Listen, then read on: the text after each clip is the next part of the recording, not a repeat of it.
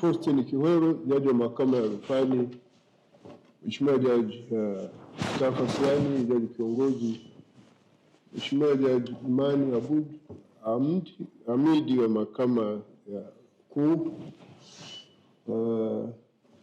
Mheshimiwa Jaji Julian Masabo, jaji mfawidhi mahakama kuu ya Tanzania kanda ya Dodoma, ndugu Leonard Magacha, mtendaji mkuu. Nimeona pia hapa manaibu wasajili wakiongozwa na msajili mkuu, lakini pia msajili wa mahakama ya rufani, msajili wa mahakama kuu ambaye ndiye alikuwa mwongozaji wa shughuli hii, na Mheshimiwa mahakimu na wote mliopo. Lakini nitambue wetu wa viongozi wetu wa dini, wote mliotenga muda wenu kuja kujumuika na sisi. Mmefanya jambo jema sana. Mwenyezi Mungu aendelee kuwabariki kwa huduma hii muhimu mnayoenda kufanya mnaendelea kuifanya katika taifa letu. Mimi najua kwa mujibu wa ibara ya 19 ambayo inatambua shughuli za dini na madhehebu ya dini, ibara ndogo ya 3 inatoa majukumu kwenu kwamba ninyi katika kutekeleza wajibu wenu mtapaswa kuzingatia maadili, usalama wa jamii, maadili ya jamii, amani katika jamii na umoja wa kitaifa. Kwa hiyo mna mchango mkubwa sana mnapotenga muda wenu kujumuika na sisi kwenye tukio kama hili. Sisi kwetu ni faraja sana. Tunajua umekuwa na ratiba ya kuwafunda hawa waheshimiwa mahakimu wapya na mtaendelea kuwafunda. Mungu awabariki sana kwa hilo jukumu kubwa mnalolifanya, ambao kwa namna hiyo mnachangia kuwepo kwa amani katika taifa hili na ustawi na maendeleo ya taifa. Ninyi ambao mmeapishwa leo kwa kiapo, hamkuapa mbele yangu mimi, mlikuwa mnaapa kwa Mwenyezi Mungu. Nimeona mkiwa mmebeba hivyo vitabu vitakatifu. Wengine walishikilia Biblia, wengine walishikilia Qur'ani tukufu. Hapa nimetumia muda mwingi hapa naangalia hii kitendea kazi changu, nilikuwa naangalia mafungu yale yakanikosa. Lakini mnao hapa mbele ya Mungu, kwa sababu mlipokuwa mmemaliza, mlikuwa sikumsikia mmoja kati yenu anasema yeye jaji mkuu nisaidie. Kila mmoja alisema Mwenyezi Mungu nisaidie. Kwa kadiri mlivyokuwa vyako mwende mviishi. Yale maneno mliokuwa mnakula yako kwenye ibara ya 107 chapter A, ibara ndogo ya kwanza, ibara ndogo ya pili, A na B. Lakini yako pia kwenye ibara 107 chapter B. Nendeni myaishi. Kwenye kitabu kinachoitwa cha Mathayo sura ya 7 mstari wa 12. Wale waliowahi kusoma kitabu hicho, kuna kitu pale kinaitwa kanuni ya kidhahabu, the golden rule. Sasa nilikuwa niangalia ile fungu hapa limepotea, lakini anachokisema pale, anasema hivi: kwa jinsi mnavyotaka mtendewe ninyi, watendeeni wengine vivyo hivyo. Hiyo ndio Torati na manabii. Wenyewe mmechukua jukumu kubwa la kwenda kufanya maamuzi, kuhukumu kesi mbalimbali zitakazoletwa mbele yenu kwenye hizo mahakama za mwanzo. Japokuwa ninyi sio Mungu, lakini mnachukua sasa, mnafanya kazi ambayo kimsingi ni ya Mungu. Ninyi mnawajibika sana.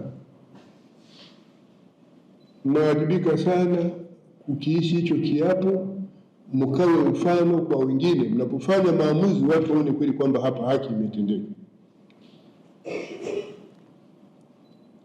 Kama wewe kwa mfano hutaki kuomba rushwa na kutoa rushwa, maana yake ni kwamba na ninyi msiombe rushwa kwa watu wengine. Haiwezekani tukaa kwenye ibada siku za Ijumaa, Jumamosi na Jumapili na siku nyingine za ibada, alafu tukashindwa kuitimiza hii kanuni inayotajwa kwenye hichi kitabu, kwamba wakati mnavyotaka mtendewe ninyi na ninyi watendeeni hivyo hivyo hao wengine.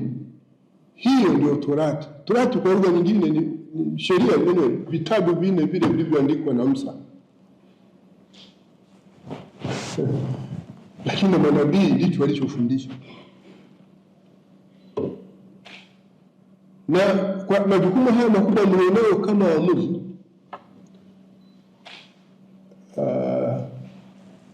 ninyi, moja ya sifa yenu inapaswa muwe wanyenyekevu sana. Mtu yote aliye na madaraka makubwa, sifa yake kubwa ya kwanza anapaswa mnyenyekevu sana. Wakati mnapokuwa na madaraka makubwa, kwa mfano ninyi mahakimu kule mnakwenda, mtakuwa na madaraka makubwa, sifa yenu ya kwanza mnapaswa muwe wanyenyekevu. Yaani ni hivi, kadri mnapokuwa na madaraka makubwa, kwa kiwango hicho ndivyo mnapaswa kuwa mnyenyekevu, ili muweze kuwatendea haki hao nao wahukumu. Lakini kwa kiwango hicho unapaswa kuwa mtumishi wa wote.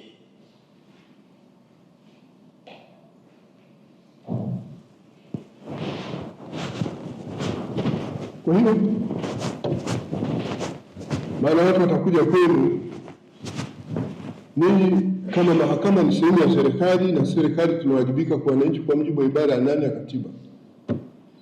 Msije huko mkasema sisi ni watu wakubwa. Hizo ndizo sifa za watu wakubwa. Unapaswa uwe mnyenyekevu, unapaswa uwe mtumishi wa wote. Hapo ndipo utakapoweza kutekeleza hilo jukumu lako la kutoa haki kwa ufanisi ipasavyo. Vinginevyo utaanza kudai watu rushwa na kuamua kufanya maamuzi ambayo hayana maana yote katika jamii. Na wananchi wa Tanzania sasa wanauelewa.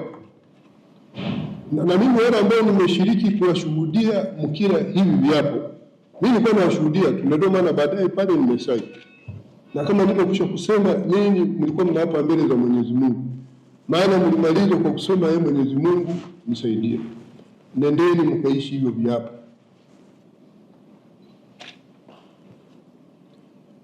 Na wanaotupima na kutuangalia ni wananchi wenyewe. Sisi ambao tuna jukumu la kuamua, tunapaswa tuwe mfano katika jamii, tunawajibika zaidi. Kwa hiyo wale watakao kiuka maadili yetu ya viapo vyetu na utumishi wa mahakama na serikali na sheria za nchi hii, tutawajibika. Na tutawajibika huko pia mahakamani. Hatutasubiri mpaka sijui ufanyeje, hapana. Tutakuwajibisha tu mahakamani.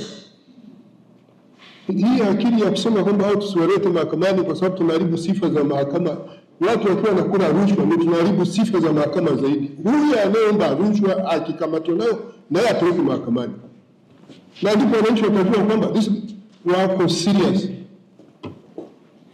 Hatuwezi kuwa tunawaapisha hapa. Leo tumekuwa na kazi tangu asubuhi, alafu tunatenga muda kuja kuwaapisha. Mnaomba kazi nini? Mnaangaika kupata hizo kazi, alafu tukaleta hapa, alafu nini ndio mnaanza kula rushwa kwa wananchi mpaka waichukie serikali. Na zungumza haya maneno nikijua ninyi mahakimu, asilimia kubwa ya mashauri ya mahakama ya Tanzania yapata 70% ni yale ya mahakama za mwanzo. Kwa hiyo mna mchango mkubwa sana. Nendeni mkafanye kazi kwa uadilifu. Hii habari ya kusema sisi tukapeleka mahakamani sifa ya mahakama itaharibika. Sifa ya mahakama inaharibika pale tu tunapokula rushwa. Na hivyo ndivyo itakavyokuwa. Yaani kwa akili zenu ninyi mmekaa hapa alafu mnakaa mnasema unaajiriwa, yaani unajua kuja kula rushwa kwa mahakamani na kuishi kule kama Mungu fulani hivi. Halafu hao viongozi wa dini, nimeona mashehe pale, nimeona wachungaji, nimeona wanatenga muda wao, wana mambo makubwa sana ya kutulea sisi kiroho. Yale mambo yaliyoandikwa pale ni wasomee ibara 19 ibara ndogo ya 3. Kwa mfano, kuhimiza maadili ya jamii ndicho ambacho amekuwa akifanya au ataendelea kukifanya kipindi chote mtakachokuwa mnapata haya mafunzo. Maadili ya jamii yanataka tufanye nini? Mnachokifanya ninyi mahakimu kina mchango mkubwa sana katika kudumisha pia amani katika jamii. Na kule vijijini mnapoenda ninyi ni watu mnaheshimika, mkaishi hiyo heshima. Nendeni kaishi hiyo heshima. Hii habari ya kujificha kwenye makoti na suti, utakuwa umevaa ile koti na suti lako na tai, sijui unafanya vitu gani, lakini watu wanakuona huyu jamaa pamoja na suti yake hii, hapa hakuna kitu.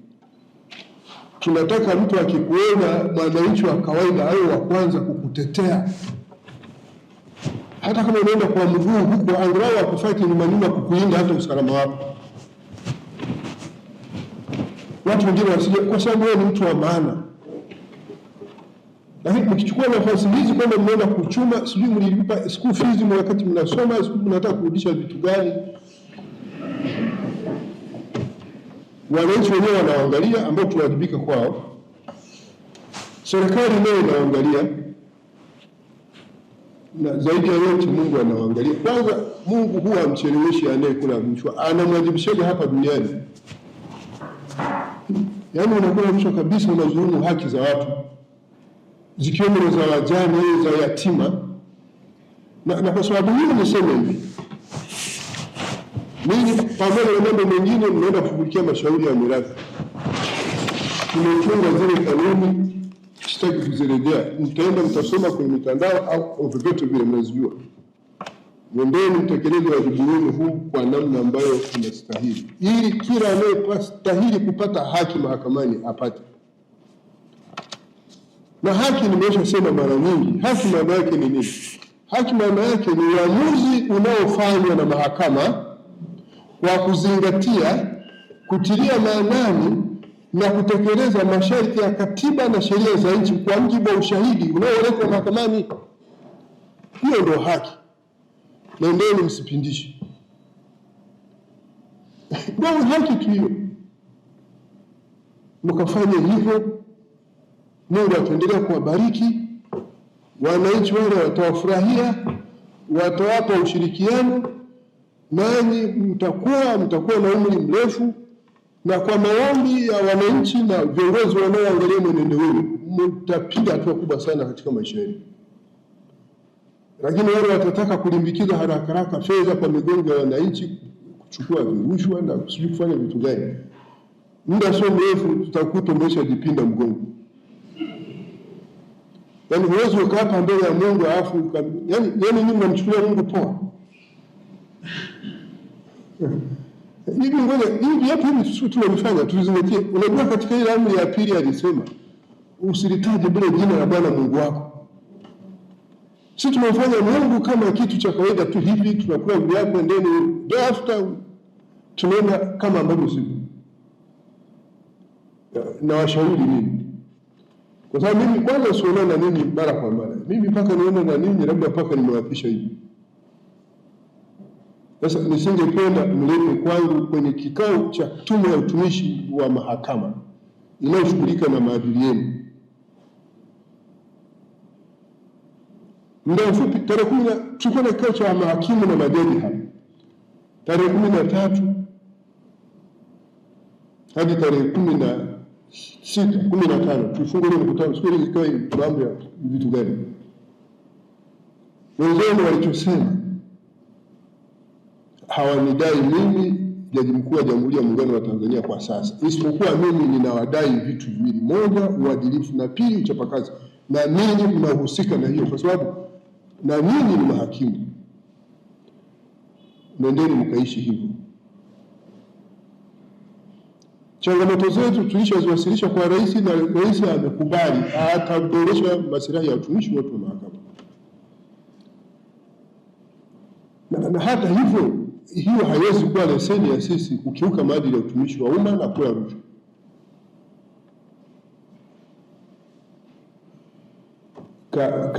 Kazingatia hicho ninachosema.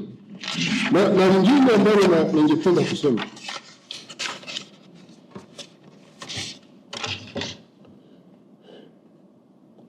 kwa sababu mimi nimekula kiapo mbele ya Mungu. Katika kitabu cha Mambo ya Pili Nyakati, kitabu cha Mambo ya Nyakati wa Pili, Second Chronicles, sura ya 19 mstari wa 6 hadi wa 7, Mungu anazungumza akisema hivi: zingatieni sana yale mnayoyafanya, kwa sababu hamhukumu kwa ajili ya wanadamu tu, bali ni kwa ajili ya Bwana ambaye yu pamoja nanyi kila mtoapo hukumu. Sasa basi, hofu ya Bwana na iwe juu yenu, hukumuni kwa uangalifu, kwa kuwa Bwana Mungu wetu hakuna ukosefu wa haki wala upendeleo wala kupokea rushwa. Nilisikia mnakuwa kiapo cha neno, muone mmeishi haya maneno. Ningeweza kusoma kwenye Korani inayosisitiza haya. Nzetu hapa tunaitwa, hata leo tunatumia hakimu, ni neno la Kiarabu linalomaanisha Mungu, jaji, hakimu mkuu, yani hakimu, Mungu ana hukumu. Yaani inaitwa hakimu, alafu na vitu kama unatoka kule nani.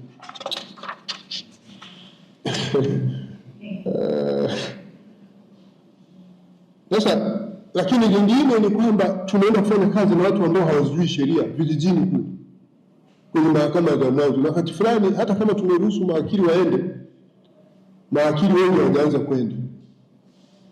So katika ile lugha hawajui zile sheria. Sasa nini, hampaswi kufungwa na masharti ya kiufundi kupita kiasi hata muweze kufanya haki isitendeke. Kuna maelekezo ya kikatiba pale kwenye ibara 107 Sabatiko 2 msije mkasema sasa jamaa hawajui. Kwa mfano mtu amepangiwa kule Bukoba, amepangiwa kule Kigoma, halafu akasema eti sasa jamaa hawajui tu, Mungu atakuwa anaangalia na sio wenyewe tutakuwa tunaangalia. Msiende mkafungwa na masharti ya kiufundi kupita kiasi hata kusababisha watu wasiojua sheria, watu wa Mungu wale wakakosa haki wakati ndio ilikuwa stahili yao. Hayo ni maelekezo ya katiba, sio maelekezo yangu.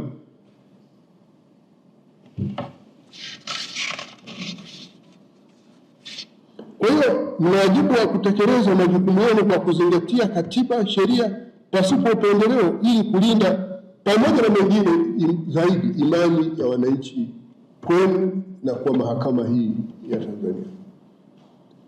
Kile kiapo mlichokula ndicho hata mimi nikula kiapo nilisema hayo. Kiapo chenu hakitofautiana na kiapo changu.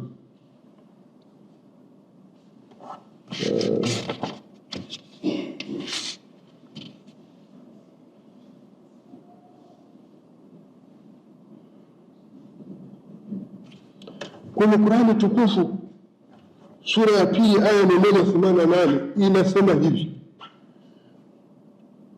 wala msiliane mali zenu kwa batili kinyume cha haki na kuzipeleka kwa mahakimu ili mpate kula sehemu ya mali ya watu kwa dhambi na hali mnajua. Sasa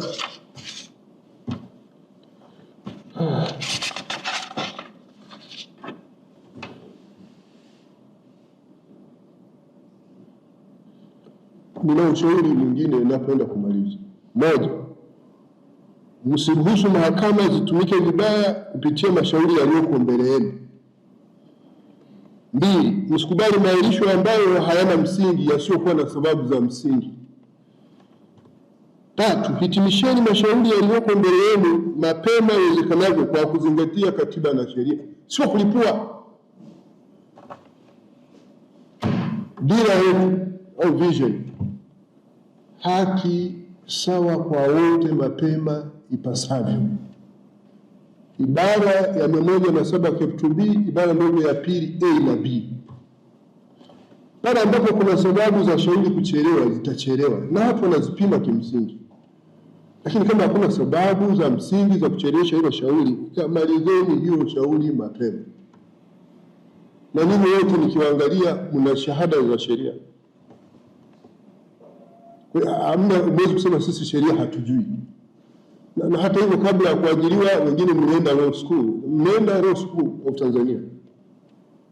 mkasoma practical hiyo diploma ya pia hiyo ya sheria. Kwa hiyo hamtakuwa na kisingizio cha kutokujua sheria wala katiba, mnafahamu. Hivi mlivyo nini kwa shahada hiyo moja, kama mngekuwa mmefanya angalau hata miaka 5 hivi ya kazi, unaweza ukateuliwa kuwa jaji wa High Court. Sifa ni shahada moja tu ya sheria kuwa jaji. Hamwezi kukwenda mkabihevu kana kwamba nini hamjui sheria. Tutakuwa tunawaangalia kama mnatenda sawasawa na sheria na katiba au mnatumia madaraka hayo vibaya. Na Rais Samia, Rais wa Jamhuri ya Muungano wa Tanzania, tarehe 2 mwezi wa pili mwaka huu, pamoja na mwingine, alituhimiza na kuelekeza tusitumie vibaya uhuru wa mahakama kuwa kificho cha uzembe na rushwa na ukiukaji wa maadili. Unahitajika kufanya kazi, unasema wananiingilia uhuru gani? Wewe huko uhuru Sorowe, ukiuki katiba na sheria. Unafanya kazi zako kwa kuzingatia katiba na sheria na maadili ya utumishi wa mahakama. Ukisha kiuka tu yale maadili, ukisha kiuka katiba na sheria, uhuru pale umeshakuwa compromise. Wewe mlifahamu heshima, uhuru na mamlaka ya mahakama vimelindwa sana kwenye katiba, mpaka vikataja kwenye ibara 30, ibara ndogo ya pili D. Na ninyi nendeni mkaiishi hiyo heshima kwa kuenenda kama watu mnaostahili hiyo heshima. Halafu rekodini ushahidi ule, chukueni kumbukumbu, kaandikeni. Mtu anatoa ushahidi tena wa maana sana, wewe uandiki, maana yake ni nini? Tunajenga mfumo wa kurekodi hizi kumbukumbu kwa kutumia hii teknolojia artificial intelligence. Ule mfumo utakapokuwa umekamilika, umeanza kutumika, nao utatusaidia sana kudhibiti vitendo vya nini. Sasa unachokisema pale mahakamani, shahidi anachokisema kinakuwa recorded automatically. Ile real time transcription and translation.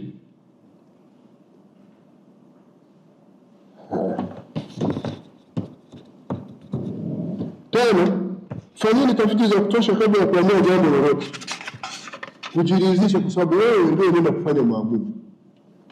Imekuwepo akili, mtu anaishi kutegemea tu na wakili wa serikali na wa kujitegemea. Wewe hakimu au jaji unawajibika na wewe kufanya utafiti wa kutosha, kwa sababu wewe ndio una jukumu la kuamua. Wale wanakuja pale mahakamani kukusaidia. Sasa haiwezi kuwa umekaa pale simamia, atakuja wakili hata atafanya sijui submission, au mwenye kesi mwenyewe atakuja atasema nini, maskini wa Mungu hajui. Lazima tufanye maamuzi ambayo ni well informed decision. Hiyo ufanye well informed decision ambayo pamoja na mwingine inatupunguzia malalamiko zidi yetu. Wakati fulani inazuia na rufaa zisizokuwa za lazima. Unapaswa wewe umejiridhisha, umesoma na unaelewa hivyo vitu. Na vingine naenda kuambieni,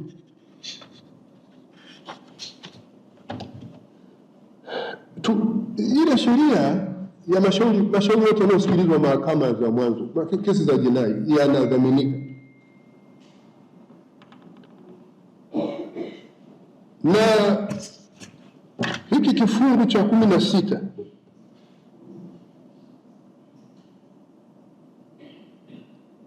hii ni shedo kwenye ile The Magistrates Court Act, kinasema hivi: a person may be released on bail with or without sureties. Hivyo maana yake ni nini? Kwamba mtu anaweza akapata dhamana kwa kudhaminiwa au bila hata kuwadhamini. Na ndio maana tulishafanya maamuzi hapa ni kwamba makosa yote yanayosikilizwa mahakama za mwanzo, makosa ya jinai yale, watu wapewe dhamana. Ana wadhamini wa kumdhamini, wamdhamini; hana ajidhamini. Sasa tumefanya vizuri kwenye eneo hilo, na nini msiende mkasema mnaenda kuinvent vitu vingine vipya. muendeleze hapo. Na sisi utaratibu wetu ni kwamba ukimpeleka mtuhumiwa wa makosa haya jinai na mahakamani ya mwanzo huko gerezani bila sababu za msingi, wewe tutashughulika na wewe. So kile kilikuwa ni kichaka kikubwa cha rushwa na matumizi mabaya ya madaraka. Watu wanauza mpaka hata kule Usukumani ng'ombe 10 ili upate dhamana. Ule uamuzi umekuwa ni ilifu kubwa sana kwa wananchi. Na tulichosema huyo mtu atakuja tu mahakamani. Atakuja tu. Na wengi wamekuwa wanakuja hata ambao wamejidhamini. Waliotunga sheria hii sio sisi, ni bunge lenyewe lilitunga hii sheria. Tuende tusifanye tukaanzisha vitu vipya tukasema sisi ni majaji wapya, sisi tumetoka mahakimu wapya, tumetoka wapi? Kwa hiyo tunaelewa vizuri. Kwa hiyo katika mahakama hizo mwanzo mtu anaweza kuachiwa kwa dhamana akiwa na au bila hata mdhamini kwa kujidhamini mwenyewe. Na jitihada zilizochukuliwa zimeisha kuondosha mahabusu wote wa mahakama za mwanzo katika magereza yote nchini na kuleta unafuu mkubwa. Hao watu wanahudhuria mashauri yao wakiwa wanatokea nyumbani, wanaolima wanalima, wanaovua wanavua, wanaofanya biashara wanafanya biashara, wanaofanya kazi za kuajiriwa wanafanya mpaka siku anahukumiwa. Na kesi zenyewe hizi wanaonema mashauri ya jinai hazipaswi wala hata kuchelewa, sababu siku unafikishwa mahakamani tayari una mashahidi pande zote mbili. Ndio mwongozo uliopo. Na sisi kama nilivyosema, hatutarajii mtakapoanza kazi magereza kwanza tena kujazwa na mahabusu, na masharti ya dhamana hayapaswi kuwekwa kwa namna inayolenga kumnyima dhamana hiyo. Na hata hiyo sisi tumeshasema huyu anaweza kujidhamini.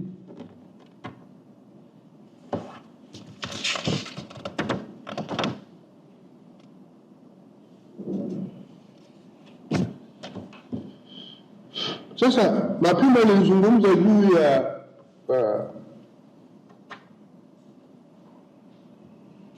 watu ambao ni very vulnerable kwenye jamii kama wajane, japokuwa si wajane wote, yatima na maskini.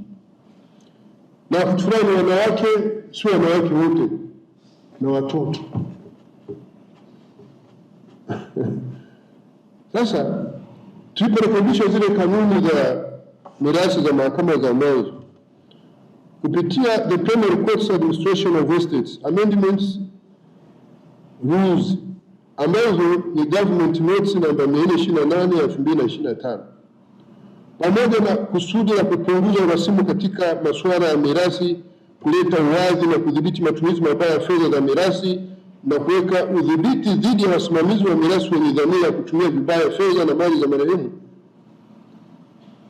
Tulisema pia kuhusu kinga mahususi kwa ajili ya watu magrupu haya, si kwa historia wanahitaji hii vulnerable group. Hatuwezi kuwaita watu wanyonge, lakini ni watu ambao wako likely kuonewa hivi. Kwa hiyo katika kanuni ya 5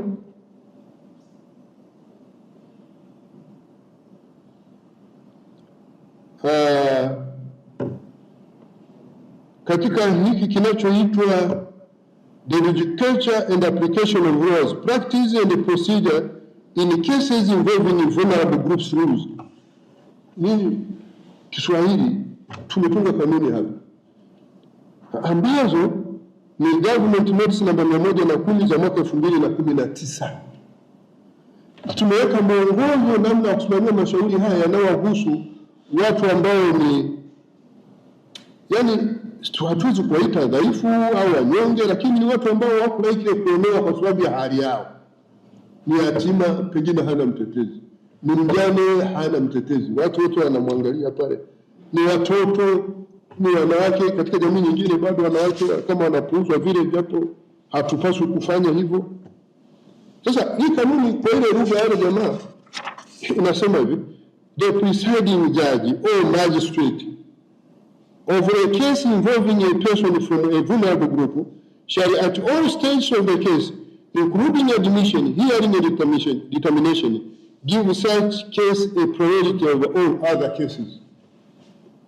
yaani jaji au hakimu anayesikiliza shauri lolote linalohusiana na hawa watu, makundi haya vulnerable ambayo nimesema, katika hatua zote anapokuwa anasikiliza mashauri yake, katika hatua zote ikijumuisha wakati wa kusajili shauri lake, wakati wa kusikiliza na kuliamua, anapaswa azipe kipaumbele mashauri ya aina hii.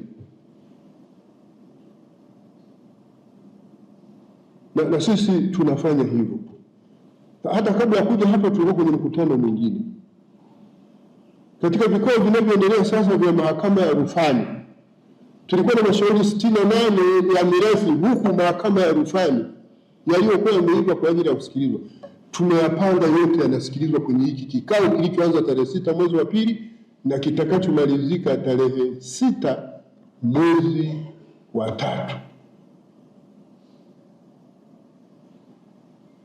Hawa watu hata kwenye vitabu vitakatifu walikuwa na ulinzi maalum, na sisi tumeiga hivyo hivyo. Lakini kwenye kikao kinachokuja cha mahakama ya rufani kitakachoanza mwezi wa 4, pamoja na mashauri mengine tunayokusudia kupanga pale, mashauri ya migogoro ya ndoa na talaka, nayo yote yaliyokwisha kuiva tutayapanga hapa. Tunazungumza mahakama ya rufani, nayo yakasikilizwe. Sasa kuna mashauri mengine mengi tumezungumza huku hapa sana. Nyinyi ambao ni wageni mahakamani, ni mahakimu wapi? Tunataka haya myajue. Sio kesi inamhusu mtoto, inamhusu mama, mwanamke yule, jamii nyingine bado wanaonewa, watu wajane, mashauri ya mirathi. Halafu kila siku na tarehe yako pale unaenda unaahirisha tu hivi. Basi lakini mwisho lingine, zingatieni mafunzo haya yanayotolewa na wawezeshaji. Moja, hawa wa chuo cha uongozi wa mahakama ya Lushoto, haya mafunzo yao ni endelevu, lakini hawa jamaa hamtakuwa nao kila siku, hao viongozi wa dini, lakini mnakutana nao kwenye nyumba za ibada siku za Ijumaa, Jumamosi na Jumapili, hata sifika kama hata mna wasikilizaji. Zingatieni hicho watakachowafundisha au ambacho wamesha wafundisha. Zingatieni haya mafunzo yanayotolewa na chuo cha uongozi wa mahakama ya Lushoto, na Mheshimiwa Jaji Kiweru yuko hapa. Nendeni myazingatie hayo. Hata sisi tunapoteuliwa, ukiteuliwa kuwa jaji unaenda hapo chuoni wanakufundisha. Ukiteuliwa kuwa jaji wa mahakama ya rufani unaenda hapo chuoni wanakufundisha. Ila isipokuwa tu ukiteuliwa kuwa jaji mkuu ndio waende kukufundisha, kwa sababu anajua tayari sasa unafahamu yote hayo. Ulifundishwa ulipokuwa hakimu, ulipokuwa jaji, ulipokuwa msajili, ulipokuwa jaji wa mahakama ya rufani. Sasa wanakufundisha nini tena? Msiende tu mkasema sisi tumetoka leo siku ya sijui wapi tunafahamu kuliko wao. Huyo kiongozi wao mwenyewe ni jaji wa mahakama ya rufani. Nendeni mkayazingatia mafunzo wanaowaambia. Na ukiyapuuza, utakapoanza kufanya maamuzi ovyo, tutajua huyu jamaa hatusaidii, tutakuadhibisha. Kwa hiyo nendeni mkayazingatia haya. Na kutoka kwenye kuzingatia mafunzo haya mnafanya maamuzi mazuri. Wengine mtapanda haraka kuja kuwa wasaidizi wa majaji, wengine mtaenda mahakama za wilaya, mahakama ya mkoa tunayokusudia kuianzisha, wengine mtakuwa majaji no sooner than later. Sasa ukisema mimi nina kipara sijui natoka Msoma na Kigoma na Bukoba huko sijui na Kigoma huko na Msoma na Bukoba, na jamani wabisha hata sijui kuona. Watu wengine wale ni watu wema sana. Basi ndugu yangu, na mwisho wa mafunzo haya elekezi isiwe ndio mwisho wa kujifunza. Hiyo ni mwendelezo wa kujifunza zaidi, hata kupitia watumishi mtakao wakuta kwenye vituo mtakavyopangiwa. Kule mtakuta makarani wa mahakama wale, siku hizo wanaita sijui record management assistants. Wale jamaa akili zao ni nzuri, mtajifunza mengi kutoka kwao. Mtakuta mahakimu wafawidhi mnaenda kufanya nao kazi, jifunzeni kutoka kwao. Hawezi kusema mimi na degree. Hata mimi jaji mkuu najifunza kwa elimu zangu niliyokuta hapa. Hawezi kusema mimi naelewa kila kitu.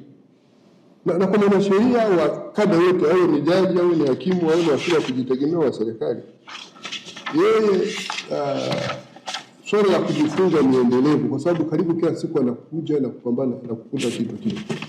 Sasa baada ya kusema hayo, kuna mambo mawili nataka kusisitiza, mambo mawili. Moja, uadilifu, integrity. Mbili, capacity to deliver. Na ndio inamalizia na hayo nilikuwa nazungumza juu ya mafunzo na nini. Hivi vitu ni vya muhimu zaidi. Yaani uadilifu wazungu wanaita integrity na capacity to deliver. Wakati fulani wanaita competence. Na kwa Kiswahili tunaita uwezo wa kumudu majukumu kwa ufanisi ipasavyo. Hivyo vitu ni vya msingi sana katika utumishi wetu. Na mimi kati ya hivyo viwili wakiniambia kuchagua kati ya competence na integrity, mimi nitachagua integrity, uadilifu. Kwa sababu huyu ambaye ni mwadilifu ni mtumishi mwadilifu. Japo ni incompetent, huyu tutamtrain atakuwa competent. Huyu unakuwa na competent personnel ambaye ni kama sufuri tu, hapo inasaidia kitu gani? Wewe umeelewa nini watumishi wa Mungu? Mmenielewa hili? Mimi si watumishi wa Mungu. Mimi si sehemu ya serikali ya Jamhuri ya Muungano wa Tanzania, ambayo kitabu fulani kinaitwa cha Warumi sura ya 13 inasema serikali ni mtumishi wa Mungu. Sasa wewe niulize swali. Mungu amesema tusiue, tusiibe. Si ndio? Lakini mwewe kuna anayemwambia mwenzake au na mwenzake, Mungu anamtuma malaika, anakuja anamkamata. Maana Mungu aishi hapa duniani, anaishi kule mbinguni, alafu anampeleka kule mbinguni, alafu anahukumu hiyo kesi. Wewe niambie, nishaona hicho kitu? Hiyo kazi inafanywa na nani? Na serikali. Si ndio? Ninyi mahakama nayo ni serikali. Kwa hiyo ninyi leo ni watumishi wa Mungu. Nendeni mkabiheni kama watumishi wa Mungu. Si watumishi wale wengine mnaojua kule mitaani, watumishi wa kuhukumu kwa kutenda haki mnapofanya maamuzi. Na mnasomea mafungu kwenye Qur'ani na kwenye Biblia. Si ndio? Basi Mungu awabariki sana, niwatakieni kila la heri. Asanteni sana.